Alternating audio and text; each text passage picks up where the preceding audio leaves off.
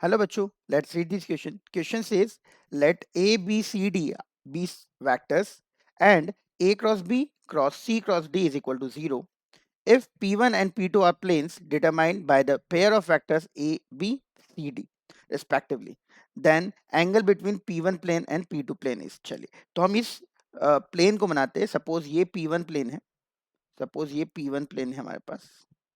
इस P1 plane में दो वेक्टर है. इस P1 प्लेन में दो वेक्टर है. एक है A वेक्टर और एक है बी वेक्टर. तो इस P1 प्लेन का जो नॉर्मल वेक्टर होगा वो इन दोनों के क्रॉस प्रोडक्ट से आएगा. तो A क्रॉस B, P1 का नॉर्मल N1 नॉर्मल. ठीक है. Same to same P2 plane है. बस वहां पे जो वेक्टर्स है P2 प्लेन पे उसके वेक्टर्स क्या है, C वेक्टर और D वेक्टर. तो इसका जो नॉर्मल होगा वो आएगा C क्रॉस D से. ठीक है.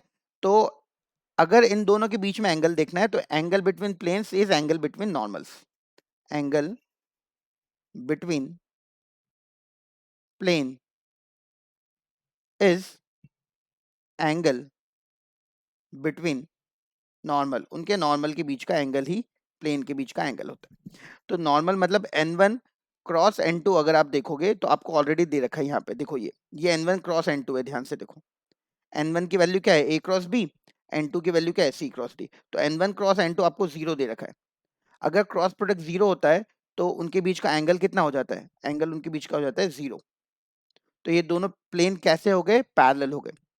ये दोनों प्लेन कैसे हो गए, पैरेलल. फिर से एक बार ये वाली बात बता देते हैं कि N1 जो है वो ये वाला वेक्टर है.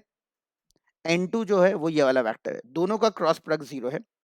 तो दोनों प्लेन के नॉर्मल का क्रॉस प्रोडक्ट 0 है. क्रॉस प्रोडक्ट 0 मतलब साइन थीटा 0. साइन थीटा 0 मतलब एंगल हो गया 0 डिग्री. दैट इज, आप लोग यहाँ पे देख सकते हो ऑप्शन नंबर ए बिल्कुल करेक्ट हो गया. आई होप आपको समझ आया होगा. Thank you very much.